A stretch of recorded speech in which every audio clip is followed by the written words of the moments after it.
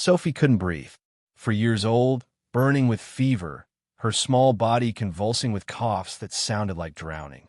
Holly Mills pressed her daughter against her chest in the frozen hospital parking lot, feeling the terrifying heat radiating through the child's coat, and realized with crystalline horror, "My baby is dying, and I have nowhere to go."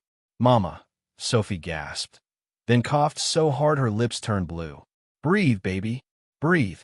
Holly's voice cracked as she rubbed Sophie's back, trying to help air find its way into those tiny, congested lungs. Each cough sounded wetter than the last. Each breath came harder. They'd been thrown out, literally thrown out of the hospital where Holly had scrubbed floors for 2 years, fired, humiliated, discarded like trash while staff inside filmed it on their phones. Through the glass doors, she could see them laughing, sharing the video in real time.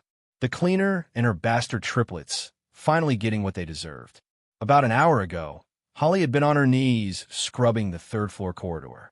About an hour ago, she'd still had a job, health insurance, a plan to take Sophie to the clinic in the morning. Then Dolores Stern, the hospital matron with a face like a hatchet and a heart to match, had found Holly's children in the staff break room. 3 4-year-olds huddled on a couch. Sophie wrapped in Holly's spare sweater, too sick to even watch the cartoon playing on Emma's cracked tablet. Jack keeping watch like a tiny soldier. Emma stroking her sister's hair. "Your brats don't belong here. Company policy." "Please, Mrs. Stern, my babysitter canceled." "Sophie's sick. She needs to be warm." "I don't care, she's dying." "Get them out. You're fired. Security will escort you to collect your things." No warning. No second chance. Just security guards watching as Holly gathered her children and the pathetic contents of her locker into garbage bags, while coworkers whispered and Dolores smiled. Smiled, like she'd been waiting for this moment. Now Holly stood in December air, so cold it burned, with Emma and Jack pressed against her legs and Sophie's small body racked with coughs that wouldn't stop. The cold made Sophie's coughing sharper, every breath scraping like fire. The shelter across town stopped admissions at 9. It was 10:47. The free clinic wouldn't open until 7 a.m. 8 hours away. Sophie didn't have 8 hours. Maybe not even 8 minutes. The child's breathing had turned to wheezing, high-pitched, desperate whistles with each exhale. Her fever was climbing. Holly could feel it intensifying by the minute. And those lips, God, those lips were turning from pink to blue to something worse. Pneumonia.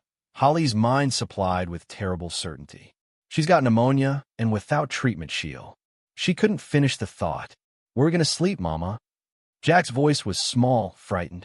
His teeth chattered so hard the sound echoed. "Is Sophie gonna die?" Emma asked, and the question hung in the frozen air like a death sentence. "No." Holly pulled them all closer, one arm around the twins who were healthy, one cradling the daughter who was slipping away. "No, baby. Mama's gonna figure something out. I promise." But the promise fell hollow. What could she figure out? She had $43 in her pocket. No credit cards. They'd been maxed out months ago. No family. Never had family, not since she'd aged out of foster care at 18. No friends who could help with 3 children and a medical emergency at nearly 11 p.m. She had nothing. She was nothing. Just another single mother the system had chewed up and spit out. Sophie coughed again, so hard her small body went rigid. When it finally stopped, she gasped for air that wouldn't come easily. Her eyes rolled back slightly. "Sophie." Holly shook her gently.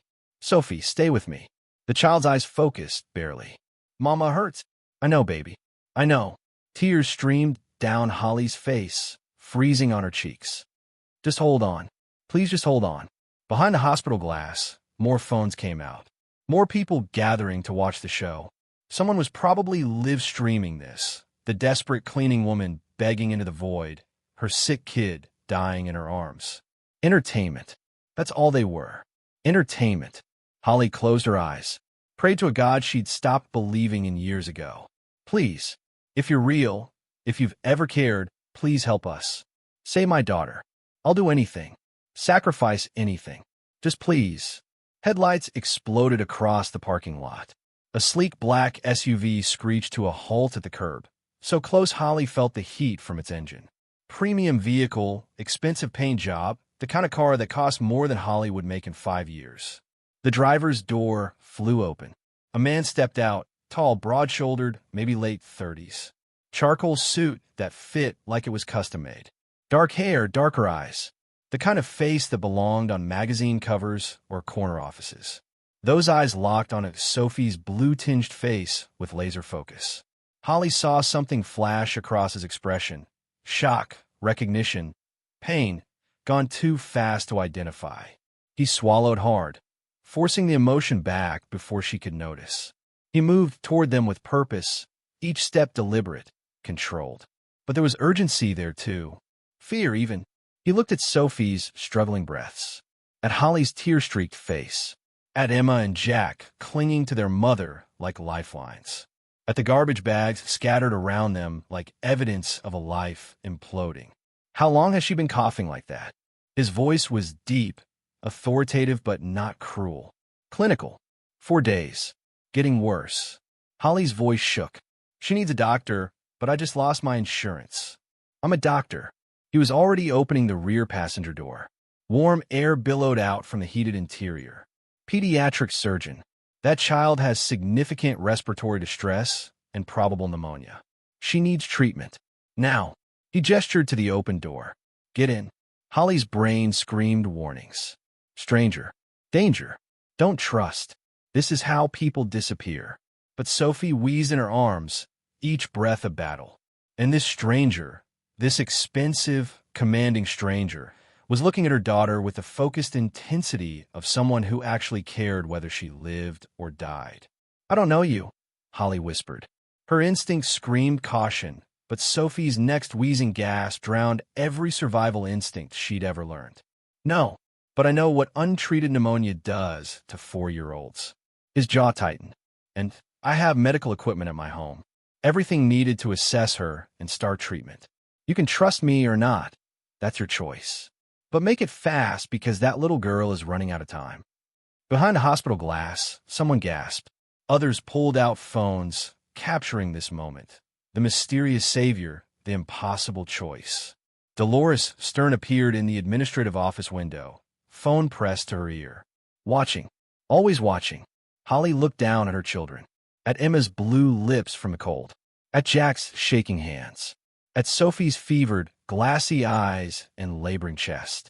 She looked at the 3 garbage bags containing everything they owned. She looked at the stranger's extended hand. Strong, steady, offering something that looked almost like hope. Please, she whispered. Save her. Something shifted in his expression. Pain and determination and something else. Something that looked like recognition. I will, he said quietly. I promise. He helped Emma and Jack into the SUV first, then reached for Sophie. The moment his hands touched the child, Holly saw his expression change, felt his fingers register the dangerous fever, saw his eyes sharpen with medical assessment. Seatbelts, he said gently to the twins, then turned to Holly. In. Now. Sophie's breathing hitched, a high-pitched wheeze that didn't sound like breathing at all. She climbed in, and he handed Sophie back to her before closing the door and moving to the driver's seat. The door locks clicked. The engine purred. And as they pulled away from the hospital, from Dolores's watching eyes, from the filming staff, from the only life Holly had known, Sophie coughed again. But this time, warm air surrounded them. This time, help was possible. This time, someone had chosen to save them instead of throwing them away. Holly didn't know yet that this man wasn't a stranger at all. Ethan's eyes kept darting to her face, as if looking at a ghost only he could see. That he was the husband of the twin sister she'd never known existed. That seeing her face had shattered him in ways she couldn't imagine. That her daughter's name, Sophie, was the same name his own dead child would have carried. That nothing about this meeting was coincidence. And then the next hour, her entire understanding of who she was would detonate like a bomb. All she knew was that her daughter was breathing, struggling but breathing. And for now, that was enough.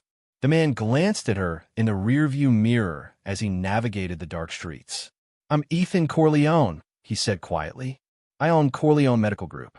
That hospital back there is one of my properties. Holly's breath caught. The CEO. The actual CEO had just witnessed her being thrown out of his hospital with a dying child. And he'd stopped. Why? The question burned, but Sophie coughed again, and Holly's focus narrowed to the only thing that mattered: keeping her daughter alive. She didn't see the way Ethan's hands trembled slightly on the steering wheel. Didn't see the tears he blinked back. Didn't see the photograph tucked in his suit pocket, the one he carried everywhere, of a woman with Holly's exact face. All of that would come later. Right now, the SUV cut through the night toward warmth and medicine and safety. Toward the moment everything would change.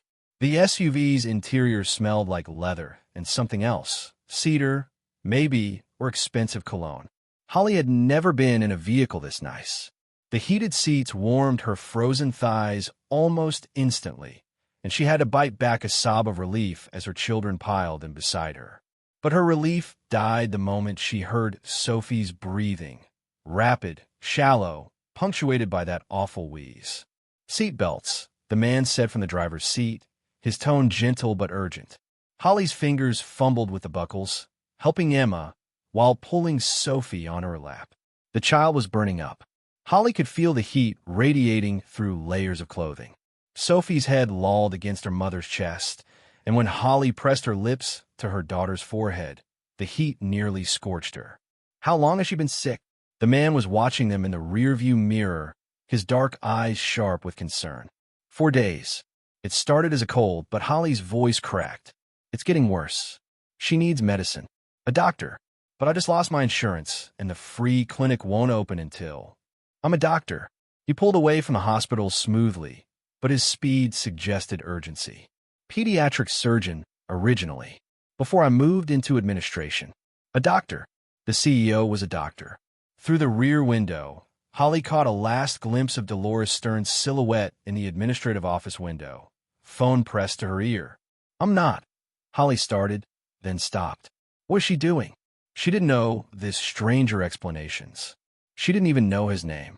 "You're not what?" He glanced at her in the rearview mirror. His eyes were dark brown, almost black, and carried a weight that suggested he'd seen more than his tailored appearance implied. "Nothing." Holly pressed her hand to Sophie's chest, feeling the rapid flutter of her heartbeat. Too fast. Everything was too fast. "Where are you taking us?" "Somewhere warm. Somewhere I can examine her properly." He navigated the dark streets with controlled speed. "I'm Ethan Corleone. I own Corleone Medical Group. That hospital back there is one of my properties." Holly's breath caught. The actual CEO had just witnessed her being thrown out of his hospital like garbage. Thrown out with a sick child who desperately needed the very medical care the hospital existed to provide. "I didn't know the children were yours when I saw you in the break room earlier," he continued. His knuckles were white on the steering wheel. "I was doing rounds. I saw 3 kids watching cartoons on an old tablet. The little one, Sophie, was coughing. I saw you bring them crackers and juice during your break, and I saw you checking her temperature with your hand because you didn't have a thermometer." His jaw tightened. "You looked terrified." He'd seen her, hours before the firing, before everything fell apart. He'd seen her fear. "I have to work," Holly said quietly, defensively. "I don't have family to help. Their father." She stopped, the familiar ache blooming in her chest. "He's not in the picture. It's just us. It's always been just us." Sophie coughed again, her small body jerking. When she finally stopped, she whimpered, a sound so small and hurt that Holly's eyes burned. "Mama, Sophie's really hot," Emma whispered, reaching over to touch her sister's hand. "I know, baby." Holly's voice barely held steady. "How high was her fever when you last checked?" Ethan asked, his doctor voice fully engaged now. "I don't have a thermometer, but she's been like this hot, for about 6 hours. Maybe more." Shame flooded through her. What kind of mother didn't have a thermometer? "I was going to take her to the free clinic in the morning, but now." "Now you have no job and no insurance." Ethan's voice was hard, but the anger wasn't directed at her. "And Dolores threw you out into freezing weather with a child who might have pneumonia." Pneumonia. The word hung in the air like a death sentence. "Is that what it is?" Holly's arms tightened around Sophie. Will she? I need to examine her first. Check her lungs, her oxygen levels." They drove through the wealthy district now, past homes with Christmas lights twinkling. But she needs help. Tonight, they pulled into an underground parking garage beneath a high-rise building. Glass and steel reached toward the sky, one of the new luxury developments downtown. "This is my building," Ethan said, pulling into a spot marked Reserve Penthouse. "I have medical equipment upstairs. Everything we need to assess her and start treatment." Treatment. Hope flickered, fragile and painful. "I can't pay you," Holly whispered. "I can't. I'm not asking you to." Ethan turned to face her fully. In the parking garage lights, his expression was intense, almost fierce. "That little girl needs help. Nothing else matters right now. Do you understand?" Holly nodded, unable to speak past the lump in her throat. "Can you carry her, or should I?" "I've got her." Holly held Sophie close as Ethan gathered Emma and Jack, along with the garbage bags. As they moved toward the elevator, Sophie's breathing rattled in Holly's ear, each breath a struggle, each exhale a prayer. "Please," Holly thought, "please let this stranger save my daughter." She didn't know yet that he had his own reasons for helping. Didn't know about the wife he'd lost, or the daughter who'd never been born, or the way grief could make a man desperate to save someone, anyone, when he'd failed to save the ones who mattered most. All she knew was that Sophie was sick, and this man was offering help, and she would accept anything, do anything, to keep her daughter alive. The elevator rose silently, counting floors and glowing numbers. Holly kept her cheek pressed to Sophie's forehead, monitoring the fever by touch, since it was all she had. Emma and Jack pressed close, their earlier excitement about the glass elevator dimmed by their sister's labored breathing. Ethan stood perfectly still, but his eyes never left Sophie. Professional assessment, clinical observation, and underneath, something raw that Holly couldn't name. The doors opened directly into the penthouse. Holly barely registered the luxury, the floor-to-ceiling windows, the marble, the immaculate furniture. All she saw was Ethan moving with purpose toward a room off the main living area. In here, he opened the door to reveal what looked like a private medical suite. An examination table, glass cabinets filled with supplies, equipment that Holly recognized from the hospital, a pulse oximeter, a blood pressure cuff size for children, even a portable ultrasound machine.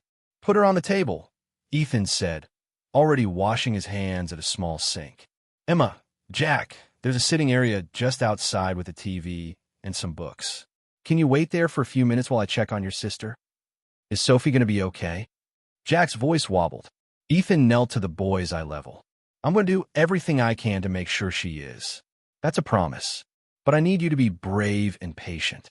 Can you do that?" Jack nodded, try to look strong. Emma took his hand, and they left reluctantly. Holly laid Sophie on the examination table. The child's eyes were half closed, her usual vibrant energy completely absent. She didn't even protest when Ethan approached with the stethoscope. "Sophie, honey, I'm Dr. Corleone. I'm going to listen to your lungs, okay? It might be cold." His voice was gentle, practiced with children. Sophie barely responded. Ethan placed the stethoscope on her chest, moved it, frowned, moved it again to her back.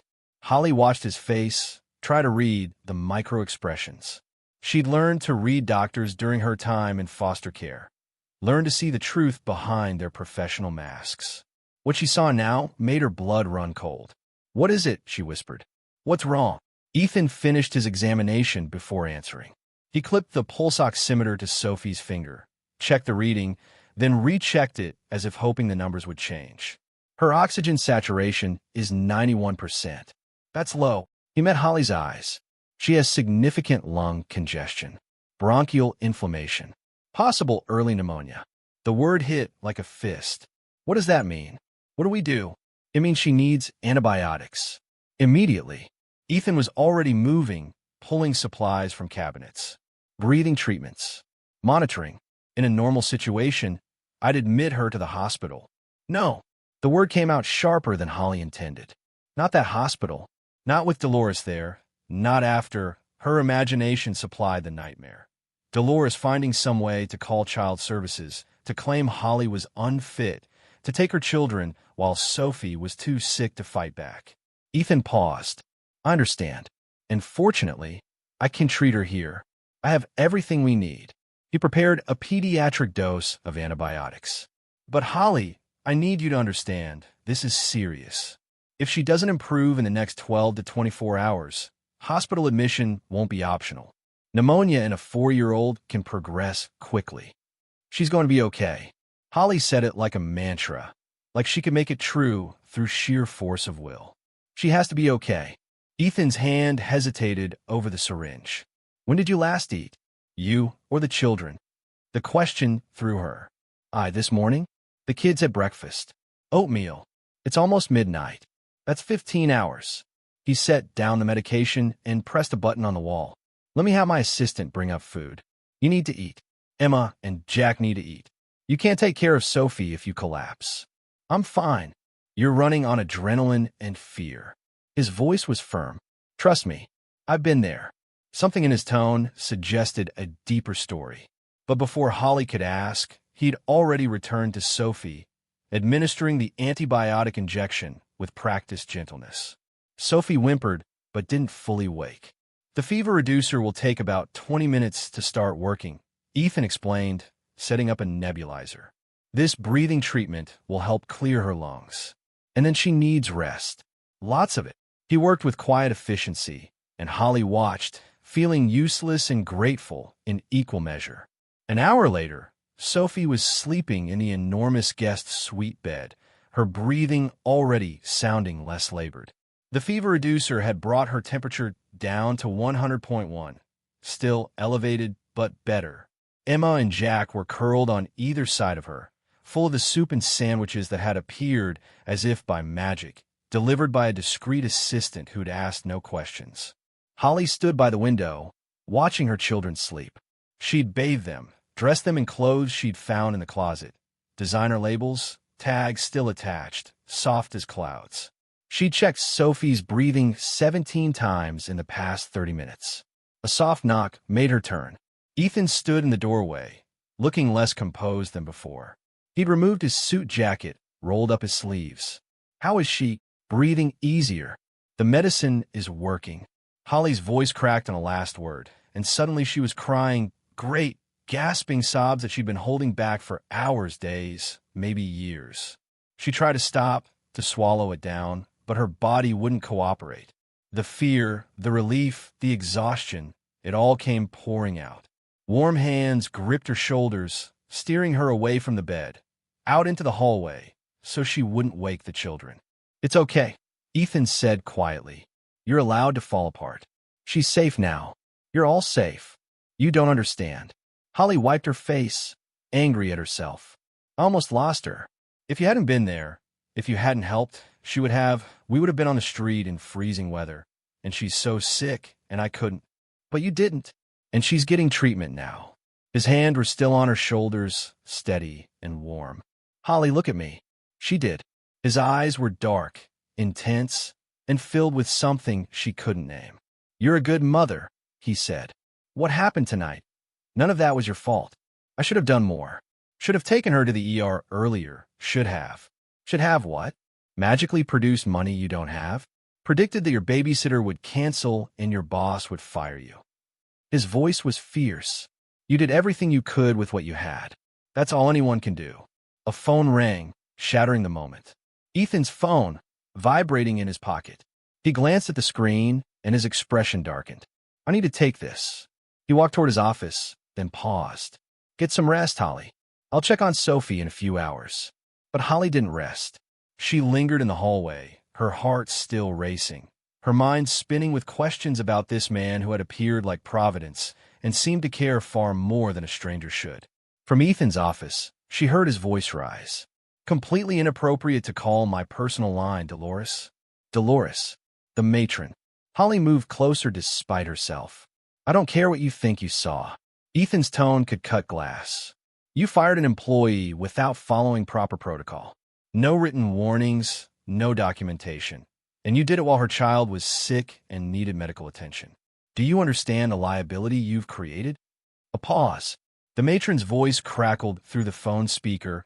too distorted to understand but dripping with venom. That's not your concern. Ethan's voice dropped dangerously low. What happens in my private life? More crackling. Sharper now. Accusatory. Holly caught fragments. Bringing her to your home, those children, people are talking.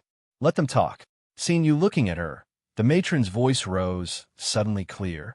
She looks just like her, doesn't she? Your precious Sarah. Is that what this is? Some sick replacement. Enough. The single word cracked like a whip. This conversation is over. You threw a sick child out into freezing weather. You violated company policy and basic human decency. Report to HR tomorrow at 8. Consider yourself on formal review pending termination. Silence. Then the sound of a phone hitting a desk. Holly backed away from the door, heart hammering. She looks just like her. Your precious Sarah. Who was Sarah? And why did Holly apparently look like her? She shouldn't have heard that. Shouldn't be standing here in borrowed clothes in a stranger's penthouse with her sick daughter sleeping down the hall and questions multiplying like viruses. A door opened. Footsteps. Holly barely made it back toward the guest suite before Ethan appeared in the hallway. Through the distance between them, she saw him stop, run both hands through his hair, a gesture of pure frustration, so unlike his controlled demeanor. He looked up. Their eyes met. For 3 heartbeats, neither moved. Then Ethan spoke, voice rough. You heard. Not a question. A statement. Holly stood her ground. I didn't mean to eavesdrop. But you did. He moved closer, each step deliberate. Not threatening. Almost broken. Which means you heard her say, I look like someone. Sarah. Holly's pulse raced, but she needed to know. Needed to understand why the stranger had helped them, why he had a private medical suite in his home, why he looked at her sometimes like she was a ghost. Who is she? Ethan's jaw worked. He seemed to be waging an internal war, glancing toward the guest suite where Sophie slept, then back to Holly. Finally, come with me. There's something you should see. Every instinct screamed no. Her children were sleeping. Sophie was sick. She should stay close, keep watch. But she followed. Down the hallway. Past the office. To another door, this one different. Heavier. More personal. Ethan opened it. A bedroom. His bedroom, clearly. Minimalist like the rest of the penthouse, but with small personal touches. A medical journal on the nightstand. A framed photo on the dresser beside a small, unopened package of infant clothes. Pink, size for newborn, tag still attached. He picked up the photo with hands that trembled slightly, stared at it for a long moment, then turned it toward Holly. The world tilted. In the photograph, a younger Ethan, maybe mid-20s, smiling, actually smiling, with his arm around a woman in a hospital corridor. She wore scrubs and had a stethoscope around her neck. Her other hand rested on her visibly pregnant belly. A woman with Holly's face. Not similar. Not kind of alike. Identical. Same dark blonde hair. Same wide-set green eyes. Same small scar above the left eyebrow that Holly had gotten falling off a swing at age 6. The same face Holly saw every morning in the mirror. Holly couldn't breathe. Who was that? Her name was Sarah. Ethan's voice was hollow, scraped raw. Sarah Mills. She was my wife. She was a pediatric nurse. That's how we met. She was brilliant with children. Kind. Strong. His fingers tightened on the frame. She died 3 years ago. Car accident. T-boned by a drunk driver on her way home from shift. His voice cracked. She was 8 months pregnant. We lost them both. Her and our daughter. I was supposed to pick her up that night, but I got caught in surgery. If I just left on time, if I'd been driving instead of her, Ethan. Holly whispered his name without thinking. We were going to name her Sophie. The words fell like stones. Our daughter. We'd picked out the name. We bought clothes. He gestured to the small pink package on the dresser, untouched for 3 years. And then I walked into the ER and saw my wife on the table. And our baby. He stopped. Couldn't continue. Holly's hand shook. The room spun. Mills. Her last name was Mills. Yes. Ethan looked up, and she saw the moment understanding flickered in his eyes. You're Holly Mills. I saw it on your employee file. That's not possible.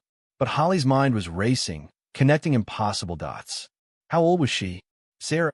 She would have been 31 now. She was 28 when she died. I'm 31. Holly's voice sounded distant to her own ears. My birthday is March 14th. Ethan went very still. So was Sarah's. The silence stretched between them, heavy with implications neither wanted to voice. Was she adopted? Holly finally whispered. Sarah, was she adopted? Ethan's eyes widened. Yes. How did you? So was I. Holly's hands went to her mouth. I was left at a fire station as an infant. No information. No history. Just a first name on a note pinned to my blanket. Holly. Her voice shook. The nurses at the hospital named me Mills because I was found on Mill Street. Sarah was abandoned at a church. Ethan's voice was barely audible. Same city.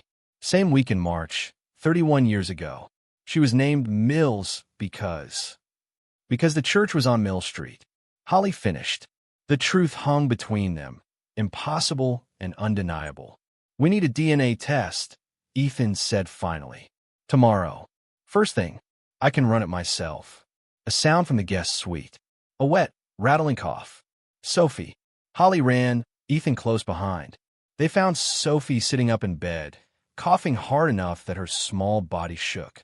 Emma and Jack were awake, frightened. Mama, Sophie gasped between coughs. Holly gathered her daughter close, while Ethan grabbed his medical bag. He listened to Sophie's lungs again, his expression grim. The congestion is still heavy. He prepared another breathing treatment. Her fever's climbing again, too. For the next hour, they worked together, Holly holding Sophie during the nebulizer treatment, Ethan monitoring oxygen levels and adjusting medications. Emma and Jack fell back asleep, but Holly and Ethan maintained vigil over the sick child, over the little girl named Sophie, the name that would have belonged to Ethan's daughter. As dawn broke over the city, Sophie's breathing finally eased into something closer to normal. Her fever dropped. The crisis passed. Holly looked up to find Ethan watching her with an expression of such complex emotion, grief, hope, fear, longing, that it took her breath away. Thank you, she whispered, for saving her. Thank you, he replied, his voice rough, for letting me try. Neither said what they were both thinking, that this was no longer just about a good Samaritan helping a stranger, that the photograph on his dresser had changed everything, that tomorrow, a DNA test might prove that Holly was the twin sister of his dead wife, that Sophie, Emma, and Jack might be the only connection either of them had left to the woman they'd both lost, though Holly had never known she'd lost anything at all. Outside, the city woke to a new day. Inside, nothing would ever be the same. The DNA test took 3 minutes to administer and 72 hours to process. Holly spent those 3 days living in a surreal limbo, suspended between her old life and something she couldn't yet name. The guest suite became a temporary home. The penthouse's sterile luxury gradually filled with the chaos of children. Toys that Ethan's assistant delivered without being asked, crayons scattered across the coffee table, the sound of cartoons playing at dawn. And through it all, Sophie recovered. Slowly, frustratingly slowly, but recovered. By day 2, her fever broke completely. By day 3, the rattling cough had diminished to an occasional hack. Ethan checked her lungs twice daily, his stethoscope gentle against her small chest, his expression cautiously optimistic. She's responding well to treatment, he said on the morning of the 3rd day, watching Sophie play blocks with her siblings. Oxygen levels are back to normal. No signs of pneumonia progression. Holly released a breath she'd been holding for 72 hours. So she's okay? Really okay. She needs to finish the antibiotic course. Rest. No going outside in the cold for at least another week. Ethan's professional mask slipped slightly. But yes, she's going to be fine. The relief nearly buckled Holly's knees. Thank you, she whispered. I don't know how to. I can never. Don't. Ethan's voice was rough. You don't owe me gratitude for doing what anyone should have done.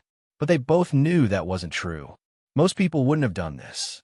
Most people would have driven past a desperate woman and her sick children without a second glance.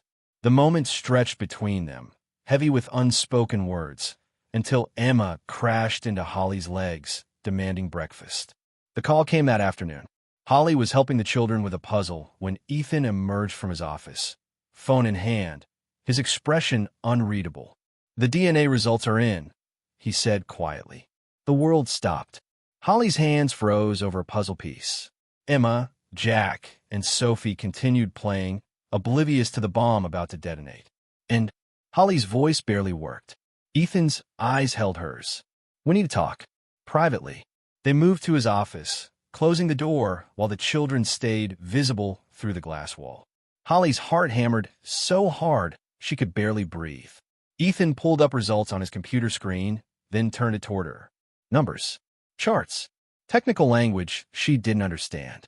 "What does it mean?" she whispered. "It means—" Ethan's voice was carefully controlled, "that you and Sarah shared approximately 50% of your DNA. He paused. "You were twins. Fraternal, but twins. Born within minutes of each other."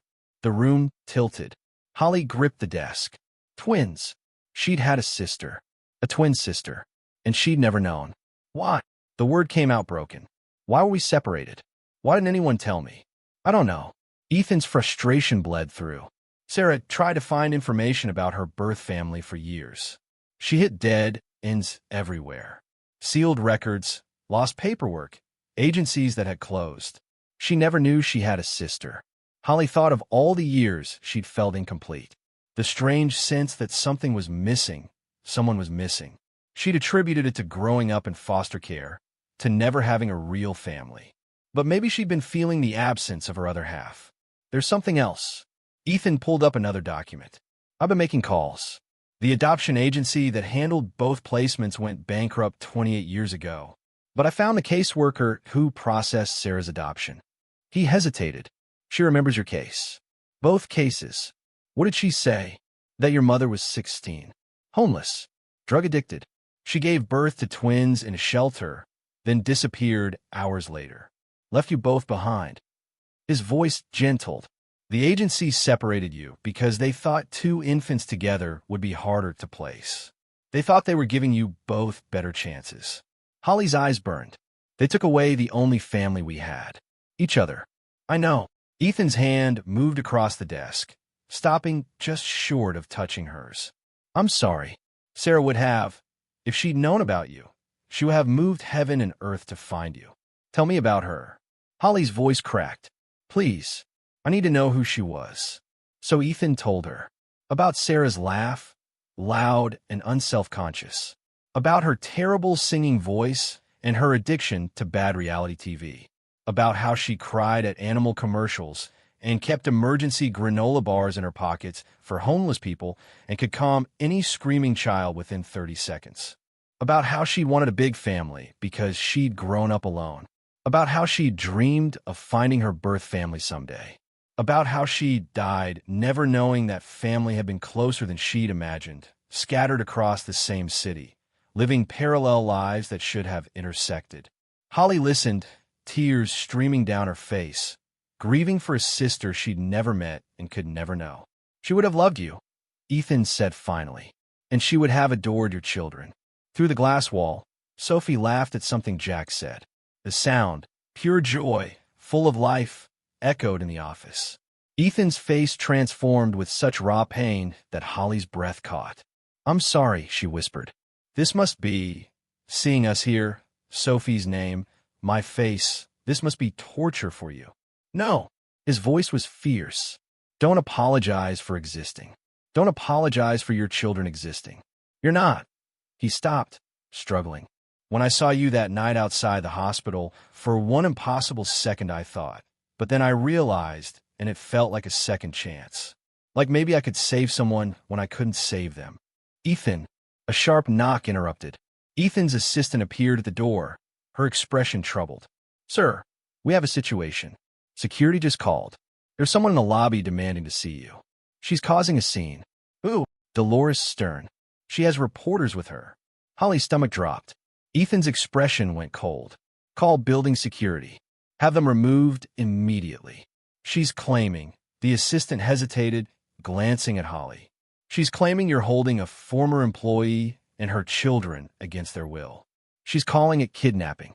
The word hung in the air like poison. "That's insane," Holly breathed. I'm here by choice. She's lying. Of course she's lying. Ethan was already moving. She's retaliating because I put her on disciplinary review. But if she's brought media, he turned to his assistant. Damage control.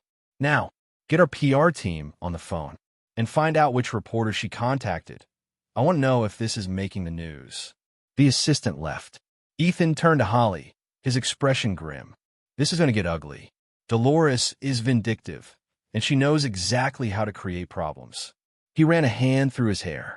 If she spins this right, if she gets child services involved, starts making accusations, they'll take my children. Holly's voice went hollow. I'm unemployed, homeless, living in a strange man's penthouse. On paper, it looks like I'm taking advantage of a vulnerable woman. Ethan's jaw clenched, which plays perfectly into whatever narrative Dolores is building. Holly looked through the glass at her children. Emma was showing Sophie how to fit puzzle pieces together. Jack was building a tower, his tongue poking out in concentration. Her babies. Her world. I should leave, she said quietly.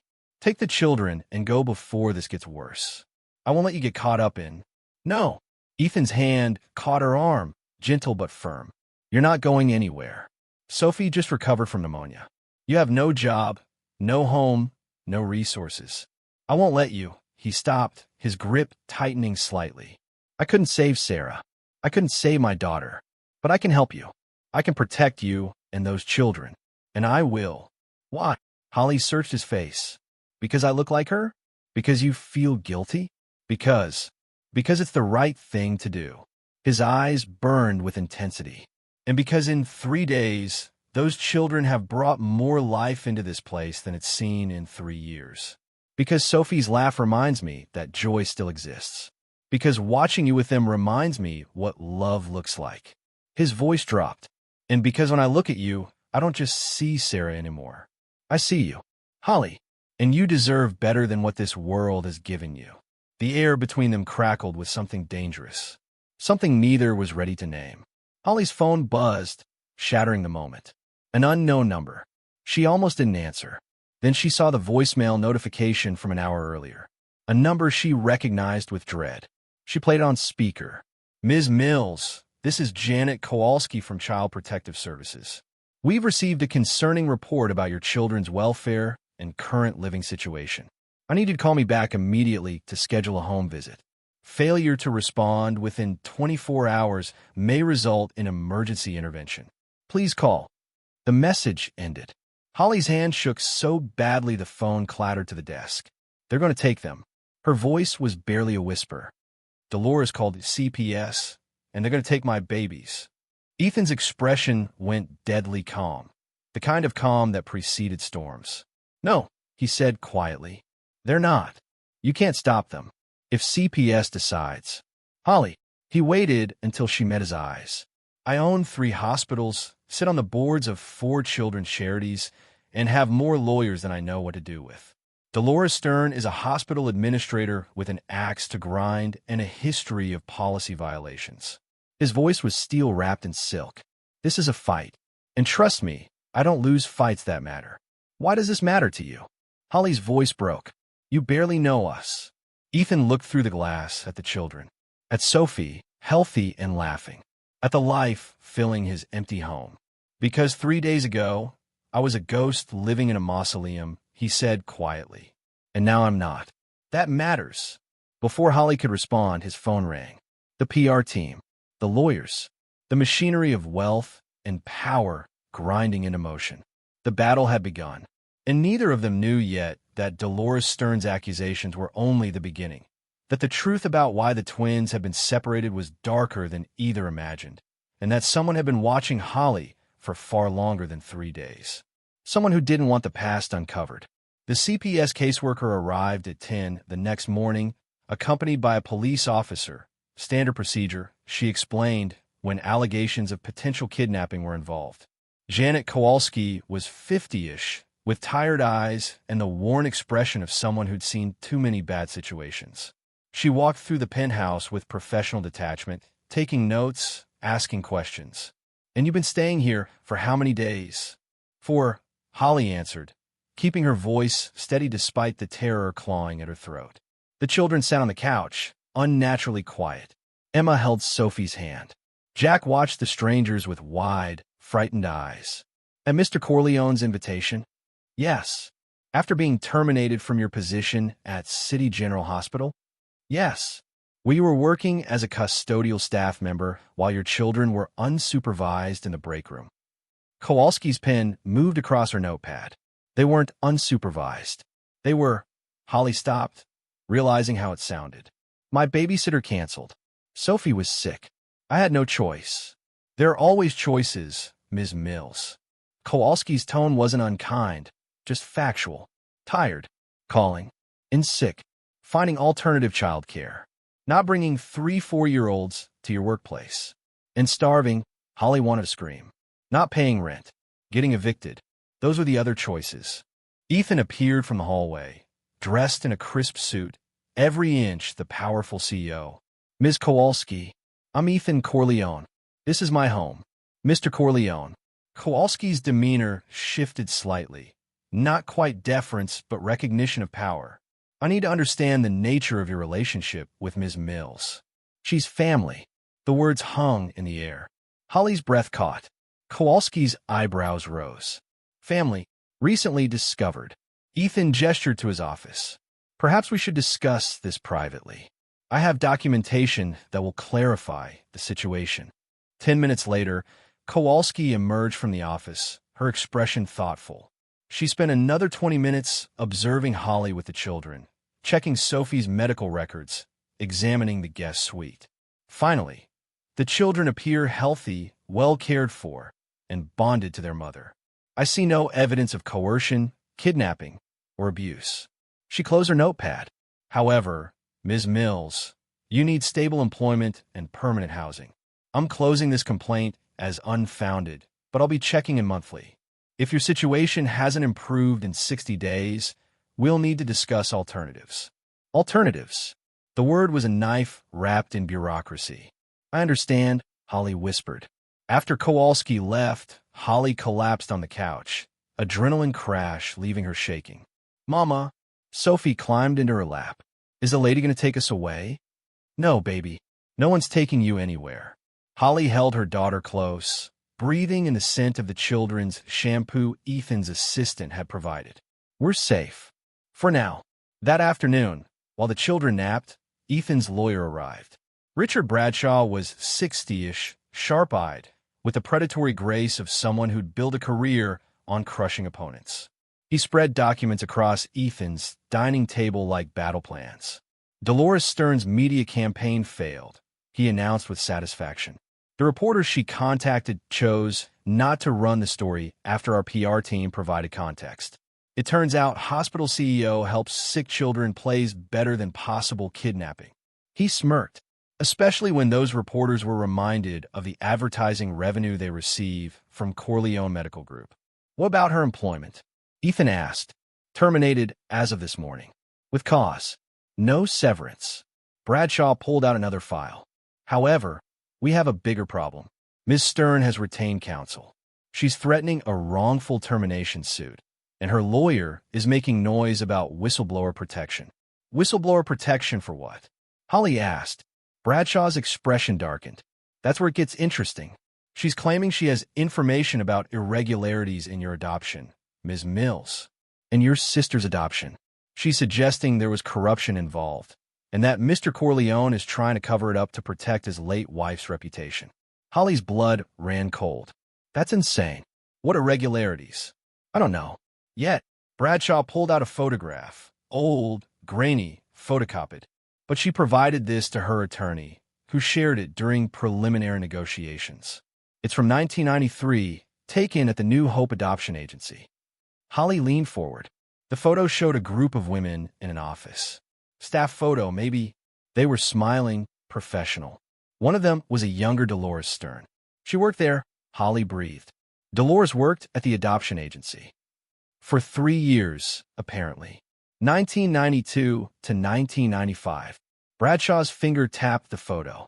She was there when you and Sarah were placed. The room spun. She knew. All this time, she knew I had a sister. It appears so.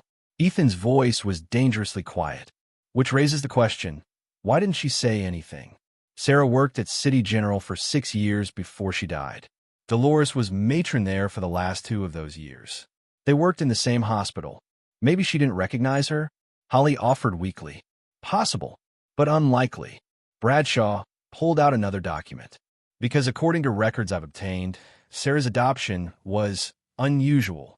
Her adoptive parents, the Richardsons, paid significantly more than the standard agency fees. Nearly 3 times more. Why?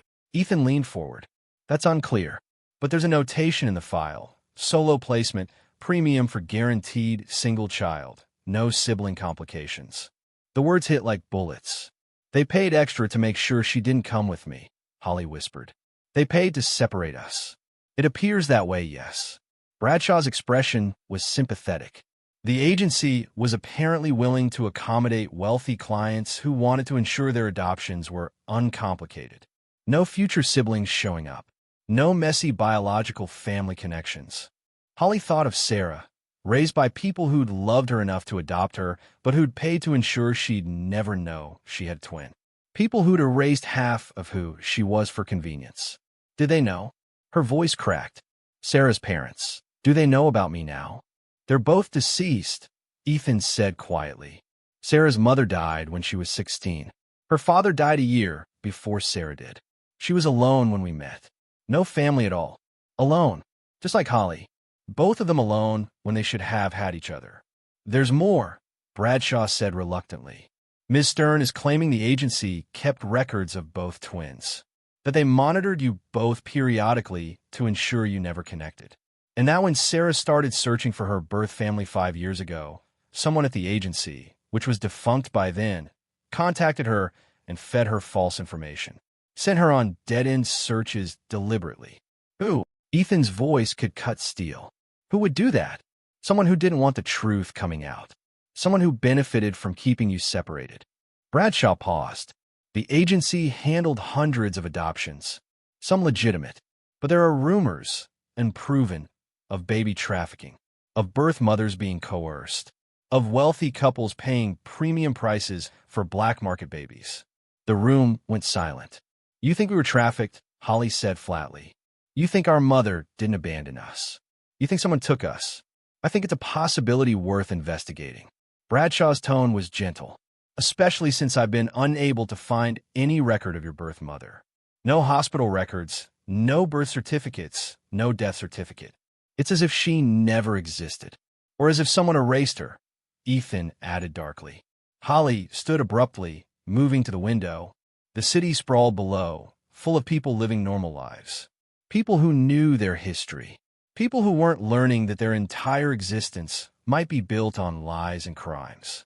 She felt Ethan's presence behind her before he spoke. We'll find the truth, he said quietly. Whatever it is. What if I don't want to know? Holly's voice was small. What if the truth is worse than not knowing? Then we'll face it together. His hand touched her shoulder, warm and solid. You're not alone anymore, Holly. Neither are you and the children. She turned. His face was close, his dark eyes full of determination and something else. Something that made her pulse race. Why are you doing this? She whispered. Really? It's not just about Sarah, is it? No. His voice was rough. At first, maybe. At first you were just her ghost. A chance to save someone when I couldn't save her. But now, he stopped struggling. Now you're you. Holly, the woman who fought to keep her children safe. Who stood in the freezing cold with nothing and didn't break. Who loves so fiercely that it radiates from you like heat. His hand lifted to her face, hovering just shy of touching. Now you're the person I think about when I wake up. The voice I listen for. The reason this apartment doesn't feel like a tomb anymore. Holly's breath caught. Ethan, I know it's too soon. I know this is complicated. I know I'm probably the last person you should trust. His hand dropped. But I need you to know that whatever happens, with Dolores, with the past, with whatever we discover, I'm not going anywhere. You and those children are under my protection. And I keep what's mine safe. What's mine? The possessiveness should have scared her. Should have sent her running. Instead, it made her feel safer than she had in years. "The children are waking up," she said softly, hearing Sophie's voice from the guest suite. "We should—" "Holly." He caught her hand. "One more thing. Bradshaw is drawing up papers. I'm offering you a job. Executive assistant, Corleone Medical Group. Salary, benefits, everything you need. It's a real position with real responsibilities, not charity. You be working for it. I don't have the qualifications. You have organizational skills, work ethic, and you understand the hospital environment. That's enough." His grip tightened. "This gives you stability, income, something to show CPS. Say yes." It was too much, too fast. But Holly thought of Kowalski's words, 60 days. "Yes," she whispered. Relief flooded Ethan's face. Then Sophie appeared in the doorway, rubbing her eyes. "I'm hungry," she announced. The spell broke. Ethan smiled, a real smile, warm and genuine, and moved toward the kitchen. "How about grilled cheese? With the crust cut off?" Sophie's eyes lit up. "Obviously, I'm not a monster."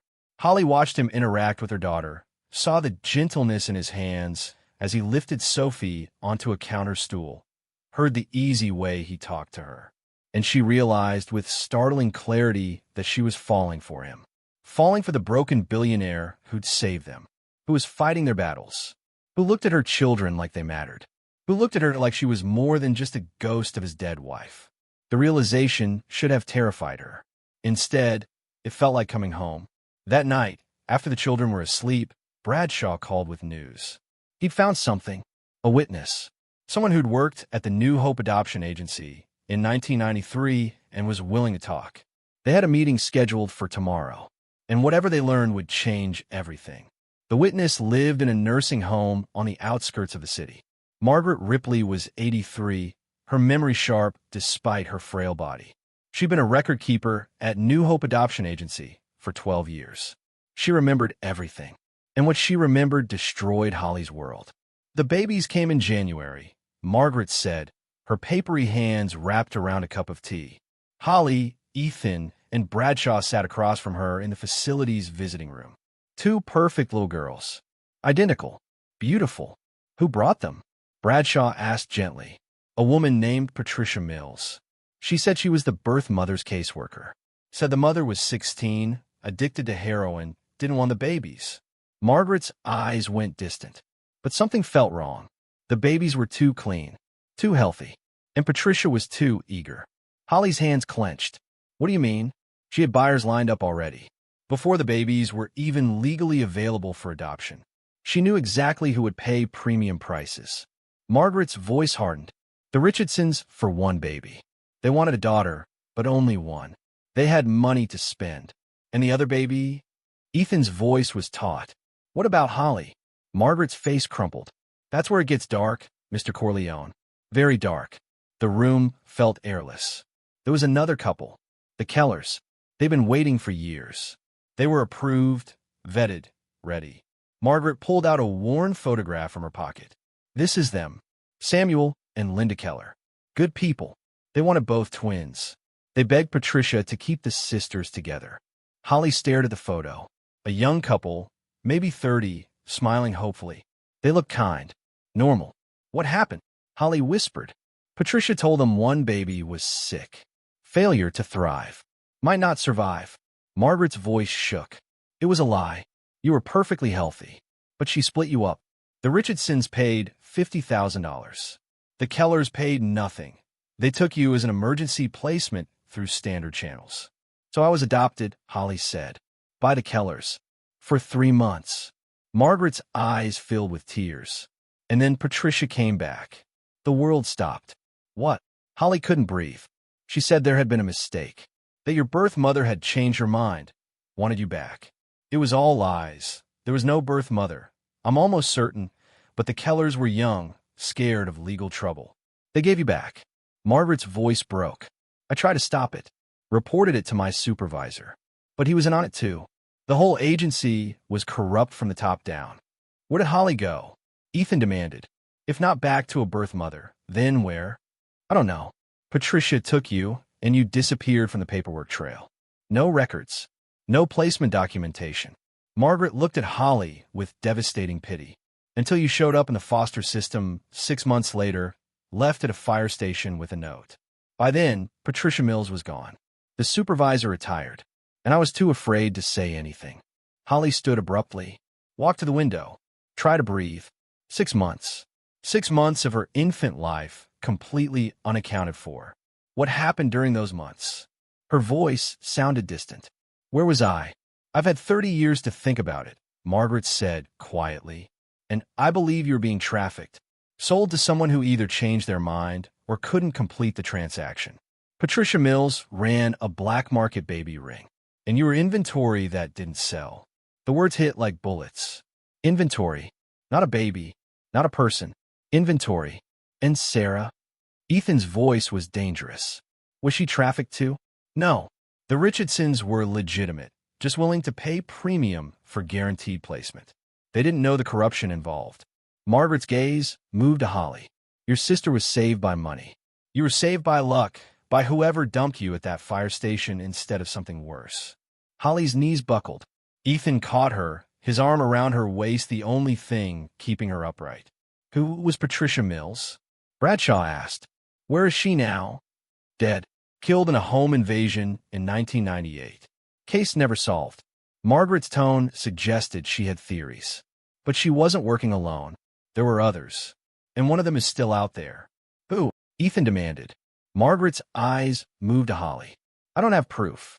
Just suspicions based on who had access to records, who pushed certain placements, who always seemed to know too much. She paused. Dolores Stern started at the agency 3 months before you were born.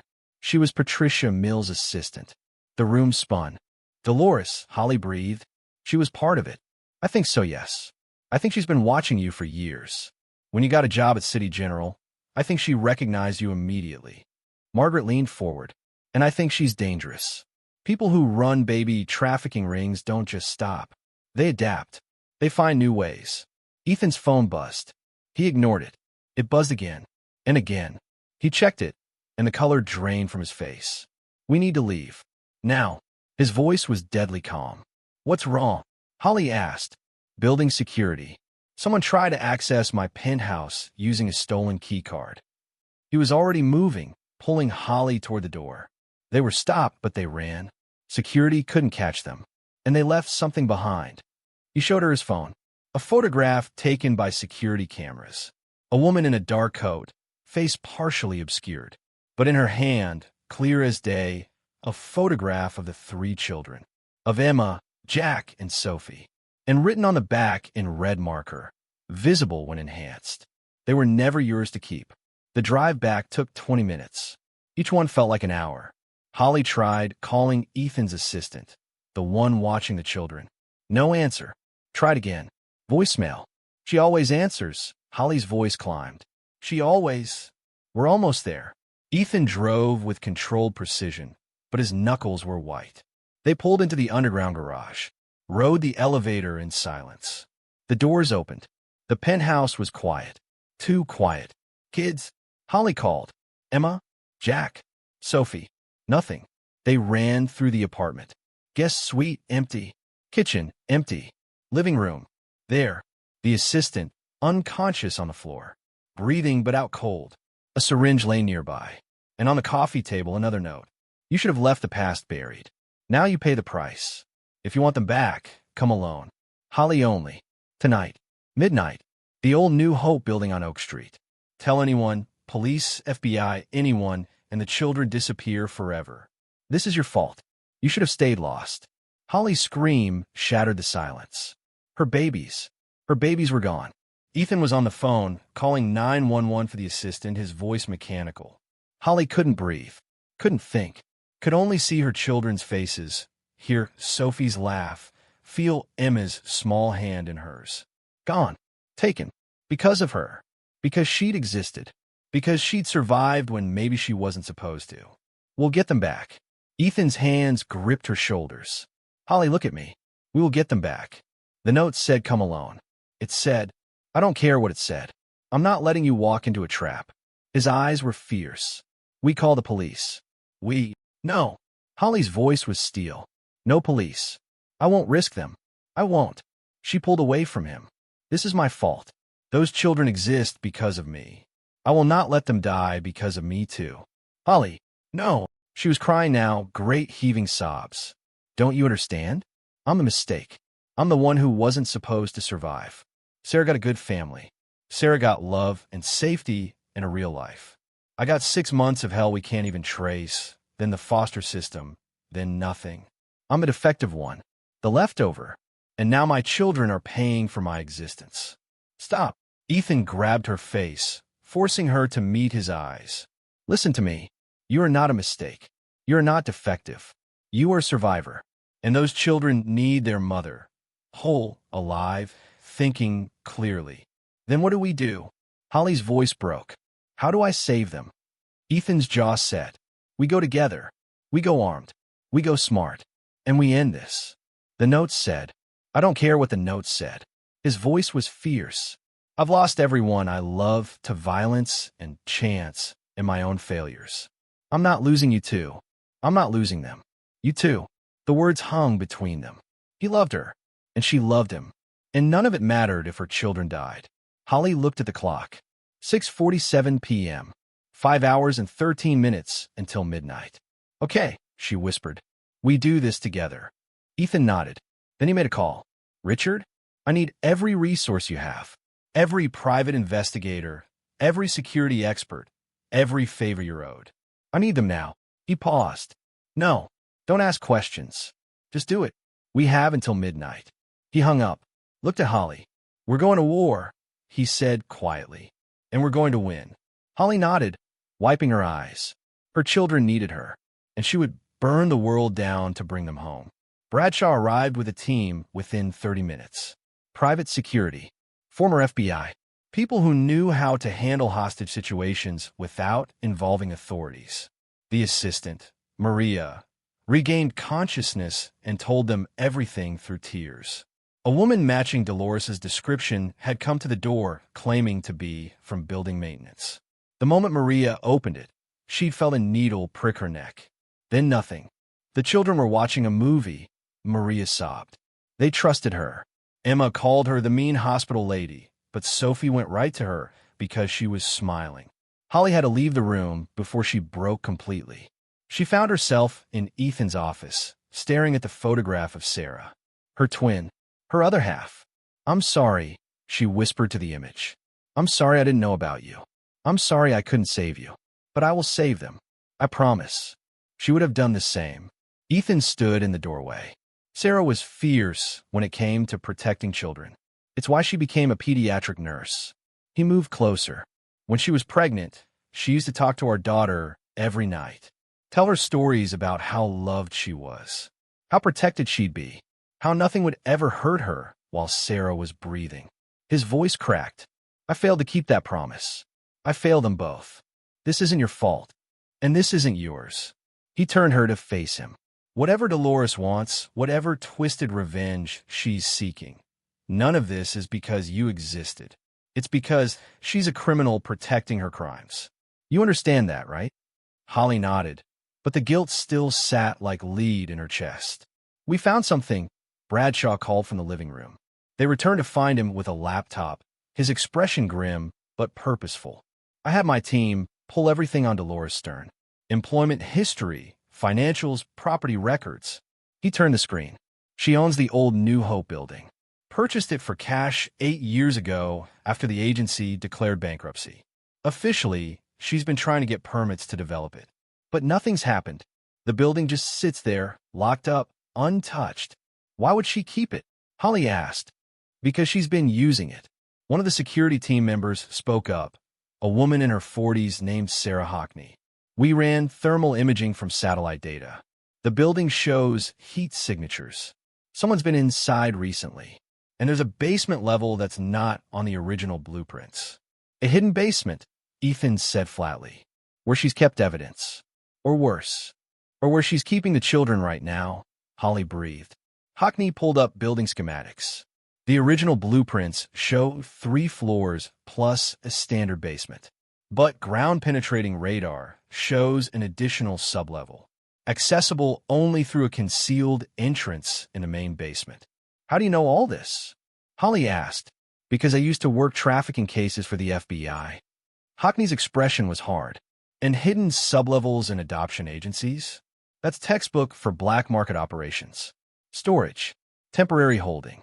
Sometimes worse. The room went cold. My children are in there, Holly said. Right now, they're in there scared and alone, and we're wasting time. We're gathering intelligence. Ethan interrupted gently, but firmly. So we can get them out safely. 5 more minutes of planning could save their lives. Holly forced herself to breathe, to think, to be what her children needed, smart, not just desperate. What's our advantage? She asked. Dolores wants me to come alone. She's expecting one terrified mother. What does she not expect? Hockney smiled. A tactical team with thermal imaging, building schematics, and extraction training. She'll have security, Bradshaw warned. Cameras, probably. Maybe weapons. She didn't stay hidden this long by being careless. Then we make her feel secure. Ethan's mind was clearly working. Holly goes to the front entrance at midnight, exactly as instructed. While Dolores is focused on her, the team enters through the rear access point here. He pointed to the schematics and locates the children. No, Holly's voice was sharp. I'm not bait while someone else saves my children. I'm going in, all the way in. Holly, those children need to see their mother. They need to know I came for them. Her eyes burned. I won't let them think I abandoned them. Not even for 5 minutes. Ethan studied her face, then nodded slowly. Okay, you go in, but you wear a wire. You wear a tracker, and you follow the extraction plan exactly. The second we have the children's location, the team moves. Agreed. Agreed. Hockney stepped forward. I'm going with you. Inside. As your backup. Dolores will see. Not if I'm already in position before you arrive. Hockney checked her watch. It's 8:15. I can be inside that building by 10 o'clock, hidden, waiting. You show up at midnight. I'll be your shadow. Holly felt something loosening in her chest. Hope. Actual hope. Why are you helping us? She asked quietly. You don't know me. You don't owe us anything. Hockney's expression softened slightly. 20 years ago, I worked a case like this. Baby trafficking ring operating out of a maternity clinic. We were too late. The children were already gone, sold, scattered, disappeared. Her jaw tightened. I've waited 2 decades for another chance to stop people like Dolores Stern. So yes, I'm helping. And yes, we're getting your children back. The team spent the next 3 hours preparing. Holly was fitted with a nearly invisible wire. A tracker was sewn into the lining of her jacket. Hockney reviewed hand signals and exit strategies. Ethan barely left Holly's side. At 10 o'clock, Hockney left for the building. At 11 o'clock, the rest of the team deployed to surrounding positions. At 11:30, Holly and Ethan sat alone in his SUV 2 blocks from the old New Hope building. I need to tell you something, Ethan said quietly. In case this goes wrong. In case I don't get another chance. Don't. Holly's voice shook. Don't say goodbye. We're all walking out of there. I know, but I still need to say it. He turned to face her fully. When Sarah died, I died with her. I went through the motions, running the business, going to work, existing, but I wasn't alive. I was a ghost. His hand found hers. And then you appeared. You and those 3 impossible children. And suddenly I could breathe again. Suddenly there was a reason to feel things. To care. To fight. Ethan, I love you. The words were simple. Absolute. I love your strength and your fierceness, and the way you love those children like they're the only thing that matters in the world. I love that you didn't break when everything tried to break you. I love who you are, not who you look like, not who you remind me of. You. Holly. Tears streamed down Holly's face. I love you too, and I'm terrified of it. Terrified that loving you means I'll lose you like I've lost everything else. Then we'll be terrified together. He pulled her close, kissed her forehead. But right now, we're going to get your children back. And then we're going to build something real. A family. A life. All of us. Promise. Promise. At 11:55, Holly stepped out of the SUV. The old New Hope building loomed before her, dark, decrepit, full of secrets and ghosts. Somewhere inside, her children waited. Holly checked the wire hidden beneath her collar, felt the weight of the tracker in her jacket. She wasn't alone. She wasn't helpless. She was a mother going to war, and she would win. She walked toward the entrance, and the door swung open like a mouth, swallowing her whole. The building smelled of mold and decay. Holly's footsteps echoed on cracked linoleum as she moved through the dark foyer. Emergency lighting flickered, casting shadows that moved like living things. "Keep going straight," Hockney's voice whispered through the earpiece. "I'm in position on the second floor. Team is ready at all exits." Holly's heart hammered. "Do you see the children?" "Not yet. Thermal's picking up multiple signatures in the basement. Keep her talking when you find her. We need time to locate them." A light appeared at the end of the corridor. An open doorway leading down to the basement. Holly descended the stairs, each step taking her deeper into the past, into the place where countless children had been processed like inventory, where she and Sarah had been split apart. The basement was larger than expected, a maze of old offices and storage rooms. And there, in what had once been the main records room, stood Dolores Stern. She looked smaller than Holly remembered. Older, tired. "You came alone." Dolores's voice echoed flatly. "Smarter than I expected. Or more foolish. Where are my children?" Holly kept her voice steady. "Safe. For now." Dolores gestured to a laptop on the desk beside her. "Do you know what this is?" 30 years of records. Names, dates, payments. Every child who passed through this agency. Every buyer who paid premium prices. Every crime Patricia Mills committed. Her hand trembled. Evidence that could destroy dozens of powerful people. "I don't care about your evidence. I want my children. Their leverage." Dolores's eyes were hollow. "The only thing keeping me alive. The only bargaining chip I have left."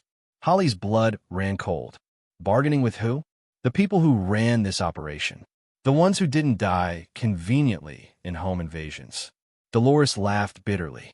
Patricia was just the face. The real money came from someone else. Someone who spent 30 years making sure no one talks. Someone who's been waiting for you to surface so they could finish what they started. "What are you talking about?" "You were special, Holly. You and Sarah both." Dolores pulled out a file folder. Old, worn, labeled with a number instead of a name. "Your mother wasn't some drug-addicted teenager. She was a college student. Healthy. Smart. And she didn't give you up. She was murdered the day after you were born. Made it look like an overdose, but I saw the body. I knew." Holly's world tilted. "Why? Why kill her?" "Because she threatened to expose everything. She'd been promised a private adoption with a good family, but when she gave birth to twins, everything changed. The buyer only wanted one baby. Your mother refused to separate you, so they killed her and took you both anyway. The Richardsons never knew. They got Sarah through legitimate channels, thought they were saving a child. But you," Dolores's voice cracked. "You were supposed to go to someone else. Someone who paid $200,000 for a healthy infant. But when you were delivered, something was wrong. You cried differently, didn't respond right. The buyer thought you were defective, rejected you. The 6 missing months." Holly felt sick. "So Patricia took you back, kept you hidden while she tried to find another buyer. But you were developing normally. There was nothing wrong with you. She realized the first buyer had just been paranoid. But by then, too much time had passed. Too risky to keep trying. So she dumped you at a fire station and moved on." "Who was the buyer?" Holly's voice was barely a whisper. "Who rejected me?" Dolores's expression shifted. Fear, guilt, resignation. "Someone who's been watching you ever since. Someone who discovered years later that you'd survived, that you were in the system. Someone who spent decades making sure you stayed broken, stayed powerless, stayed exactly where they could control you." "Who?" Before Dolores could answer, a door opened behind Holly. A man stepped out of the shadows, 60-ish, distinguished, wearing an expensive coat. Samuel Keller, the man who'd adopted her for 3 months before giving her back. "Hello, Holly," he said softly. "I've waited a long time for this reunion." Holly's mind reeled. You adopted me. You and your wife." Linda was weak, sentimental. She wanted to keep you both, keep the twins together. His voice was cold. "But I knew the truth. Knew what you were, evidence. A liability. When Patricia came back claiming there was a mix-up, Linda believed her. I made sure of it." "You were working with Patricia," Holly breathed. "You were part of the trafficking ring. I funded it, built it, made millions placing children with desperate couples willing to pay anything. His eyes were dead, and it would have continued if your mother hadn't gotten difficult. If you hadn't survived when you should have disappeared. The home invasion that killed Patricia was me ensuring she'd never talk. You pulled out a gun, just like I'm ensuring you and your children never talk.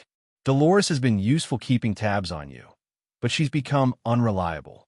Sentimental, like Linda was. I had no choice, Dolores whispered. He's been blackmailing me for 30 years. Threatened to frame me for Patricia's murder if I didn't cooperate. Where are the children? Holly demanded, fear sharpening to rage. Samuel smiled. In the sublevel. Locked in the same room where we used to keep inventory. Poetic, don't you think? You started there. You'll end there. His finger moved to the trigger. Say goodbye, Holly. A flash of movement. Hockney emerged from a doorway behind Samuel, weapon drawn. FBI. Drop it. Samuel spun, firing. The shot went wide. Hockney returned fire. Samuel went down, screaming, clutching his shoulder. The building erupted with sound, boots on stairs, voices shouting commands, the tactical team flooding in. Holly ran, past Samuel writhing on the floor, past Dolores collapsing against the wall, toward the door Samuel had emerged from. Stairs leading down, to the sublevel. Holly, wait for backup. Hockney shouted, but Holly was already descending into darkness, following the sound she'd been desperate to hear. Children crying. Her children. The sublevel was small, just 2 rooms. In a second, behind a locked door that Holly kicked until the old wood splintered, she found them. Emma, Jack, and Sophie. Huddled together on a dirty mattress, tear-streaked and terrified but alive. Mama! Sophie's scream was pure relief. Holly crashed to her knees, gathering all 3 in her arms, sobbing so hard she couldn't breathe. I've got you. I've got you. You're safe. Mama's here. We knew you'd come, Emma whispered. We told Sophie you'd come. The mean lady locked us in the dark, Jack said, voice shaking. But we weren't scared. We had each other. We had each other. The words broke something open in Holly's chest. She'd spent her whole life alone, separated from her twin, thrown away, discarded. But her children had each other, and they had her, and that changed everything. Footsteps thundered down the stairs. Ethan appeared, followed by the team. His eyes found Holly and the children, and the relief on his face was devastating. Everyone okay? His voice was rough. We're okay. Holly looked up at him. We're all okay. Ethan dropped to his knees beside them, and the children, her fierce, brave children, reached for him too, pulled him into the circle, made him part of their survival, made him family. Upstairs, police were arriving. Samuel Keller was being arrested, still screaming threats. Dolores was giving a statement, finally unburdening 30 years of secrets. The laptop with all the evidence was being seized. Names were being taken. Justice was beginning. But down in the sublevel, in the room where Holly had once been stored like inventory, a different kind of justice was happening. A mother and her children, reunited. A man who'd been dead inside, brought back to life. A family forged not from blood or paperwork, but from choice and courage and love. Holly met Ethan's eyes over the children's heads. Take us home, she whispered. And he did. 3 months later, spring arrived in the city with unexpected warmth. Holly stood at the window of her new office, not the penthouse, but the executive floor of Corleone Medical Group, and watched the cherry blossoms bloom in the courtyard below. Her office, her job, her life, rebuilt from ashes. Mama, look what we made. Sophie burst through the door, Emma and Jack close behind, all 3 wearing visitor badges and carrying construction paper artwork. Holly knelt, examining the drawings with appropriate seriousness. These are beautiful. What are they? Our family, Emma said proudly. She pointed to the figures, 4 people and a dog. That's you, and that's Ethan, and that's all of us. And that's the puppy Ethan said we could maybe get. Did he now? Holly tried to sound stern, but couldn't stop smiling. I said we'd discuss it. Ethan's voice came from the doorway. He leaned against the frame, tie loosened, sleeves rolled up, looking nothing like the austere CEO who'd stepped out of an SUV that frozen night. He looked alive, happy, home. Discussion means yes, Jack said confidently. That's what you said last time, and we got the fish. The fish were a compromise because someone, Ethan looked pointedly at Sophie, promised she was responsible enough for a pet. I am responsible, Sophie protested. I feed Mr. Bubbles every day. You fed Mr. Bubbles 4 times today. He's going to explode. The children dissolved into giggles, and Holly's heart swelled, so full she thought it might burst. This was what she'd fought for. This noise and chaos and joy. Aunt Maria is waiting in the playroom, Ethan told the children. Something about cookies and a new movie? They scrambled out, Sophie pausing only to hug both Holly and Ethan before following her siblings. Maria, the assistant who'd been drugged during the kidnapping, had become the children's beloved nanny.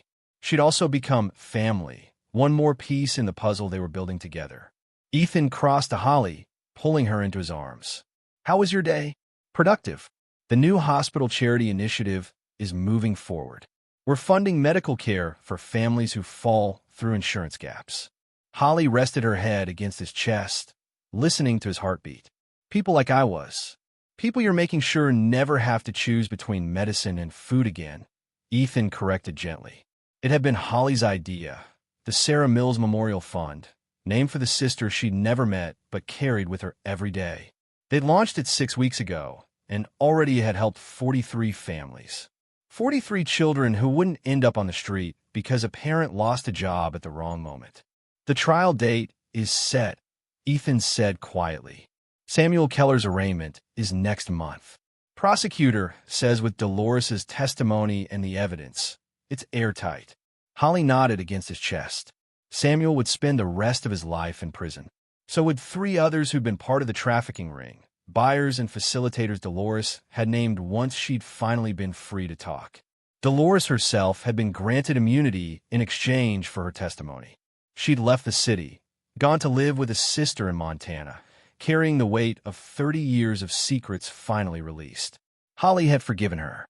Not easily, not quickly, but standing in that sublevel, hearing the fear in Dolores's voice, understanding that she'd been trapped just like Holly, just in a different way, had created something almost like compassion. Some prisons didn't have bars. There's something I want to show you, Ethan said, pulling back slightly. From his pocket, he drew out a small box. Holly's breath caught. Before you panic, it's not what you think. Not yet. His smile was soft. But it is something important. He opened the box. Inside lay 2 delicate necklaces, each with a pendant, half of a heart. Together, they'd form one whole. These were Sarah's, Ethan said quietly. She bought them years ago, said she was saving them for her when she found her birth family. For her, and whoever was out there, connected to her. His voice roughened. I think she knew, somehow, that she wasn't alone, that you existed. Holly's eyes burned. Ethan, one is for you. The other. He paused. I thought maybe Sophie could have it. Sarah's namesake. When she's older, we can tell her about the aunt she never met, who would have loved her fiercely. The tears came then, hot and healing. Holly took the necklaces with shaking hands, holding the pieces that had waited years to find their purpose. She would have loved all of this, Holly whispered. The children, the chaos, the family we're building. She would have loved you. Ethan's thumb wiped away her tears. Her brave, fierce, impossible sister. Holly kissed him then, soft and sweet and full of promise. 3 months ago, she'd been homeless and hopeless. Now she was home in ways that had nothing to do with buildings. Move in with me, Ethan said against her lips. Officially, you and the children. Make the penthouse a real home. Make it ours. The children already asked me when we were going to live together permanently. Apparently Emma's been planning her bedroom decor for weeks. He smiled. They're waiting for you to say yes. What about you? Holly searched his face. What are you waiting for? For you to be ready. For you to trust that this is real. That I'm not going anywhere. That we're building something that lasts. His forehead touched hers. I love you, Holly Mills. I love your children. I love the family we're becoming. And when you're ready, really ready, I'll ask you the other question. The one with the different kind of ring. Holly's heart thundered. Ask me now. Not yet. His smile was tender. You've had 3 months to heal. to find your footing, to become who you were always meant to be without survival mode driving every decision. He kissed her forehead. When I ask you to marry me, I want you to say yes because you can't imagine life without me. Not because I saved you, but because we saved each other. We did, Holly whispered. We are. So we'll wait a little longer. Build a little more. Let the children pick out that puppy. You're really agreeing to a puppy? I'm agreeing to whatever makes this family whole. His eyes shone, even if it means finding dog hair on my suits. Laughter bubbled up, bright and free and full of life. From down the hall, the children's voices rose in song. Some cartoon theme, off-key and enthusiastic. Ethan took Holly's hand. Come on, I believe we have cookies and a movie waiting. They walked together toward the playroom, toward the noise and mess and beautiful chaos of family. Holly paused at the threshold, looking at her children sprawled on the floor with Maria, at Ethan moving to join them, at the life she'd built from nothing. She touched the necklace pendant at her throat, her half of the heart that had waited so long to be complete. Thank you, she thought to the sister she'd never met, for leading him to me, for giving me this chance, for making sure I was never truly alone, even when I thought I was. Sophie looked up, saw her mother, and smiled, that brilliant, life-affirming smile that had pulled Holly through the darkest nights. Mama, come sit. The movie's starting. Holly crossed the threshold, sinking onto the couch between Ethan and her children, and felt the final piece of her broken heart click into place. She'd been labeled defective, rejected, discarded, but she'd survived, and in surviving, she'd found something more precious than the life she'd lost. She'd found the life she was always meant to have. 1 year later, the wedding was small, just family and close friends in the hospital chapel Sarah had loved. Holly wore white. The children wore matching outfits and carried flowers. Ethan cried when she walked down the aisle. And when the officiant asked if anyone objected, Sophie's voice rang out. Yeah, I object to waiting any longer. Can they kiss already? The chapel erupted in laughter. They kissed. They built a life. In the years that followed, they helped build futures for countless others. Children who'd been lost, families who'd been broken, people who just needed someone to see them and say, you matter. You're worth saving. Because Holly knew the truth now, carved into her bones and heart. No one is defective. No one is disposable. Everyone deserves to be chosen. And love, real love, doesn't just save you. It sets you free. Thank you for following Holly's journey. Where are you watching from? Share your thoughts below and subscribe for more stories of hope, courage, and the families we choose. What would you have done in Holly's place? Let us know in the comments.